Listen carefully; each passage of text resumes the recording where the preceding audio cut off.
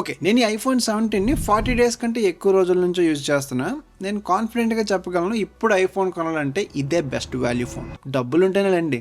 సరే, ఎందుకు ఇదే బెస్టో చెప్తారండి. నంబర్ 1, యాపిల్ మొత్తానికి 60 హెర్ట్జ్ డిస్ప్లేకి బాయ్ చెప్పి 120 హెర్ట్జ్ ఓలెడ్ని యూజ్ చేసింది. అండ్ నాకు పర్సనల్గా ఈ డిస్ప్లేతో చాలా మంచి ఎక్స్పీరియన్స్ ఉంది. నేను ముందు ఐఫోన్ 15 ప్రో మ్యాక్స్ యూజ్ చేసేవాడిని. సో అక్కడ కూడా 120 హెర్ట్జ్ ప్రమోషన్ డిస్ప్లే ఉంది కాబట్టి పెద్ద డిఫరెన్స్ ఏం నోటీస్ చేయలేదు. బట్ ఓవరాల్గా బాగానే ఉంది. ఒకవేళ మీరు ఐఫోన్ 15 ఆర్ 16 నుంచి వచ్చారనుకోండి, మీకు మంచి డిఫరెన్స్ కనిపిస్తుంది. Number 2, front camera. ఇది మొత్తం ఐఫోన్ 17 సిరీస్లో బెస్ట్ అప్గ్రేడ్. ఈసారి 18 మెగాపిక్సెల్ సెంటర్ స్టేజ్ కెమెరా ఇవ్వడమే కాకుండా మనం ఫోన్ ని వెర్టికల్ గా ఉంచుతూనే హారిజాంటల్ ఫొటోస్ ఆర్ వీడియోస్ ని క్యాప్చర్ చేయొచ్చు. ఈ ఫీచర్ మాత్రం.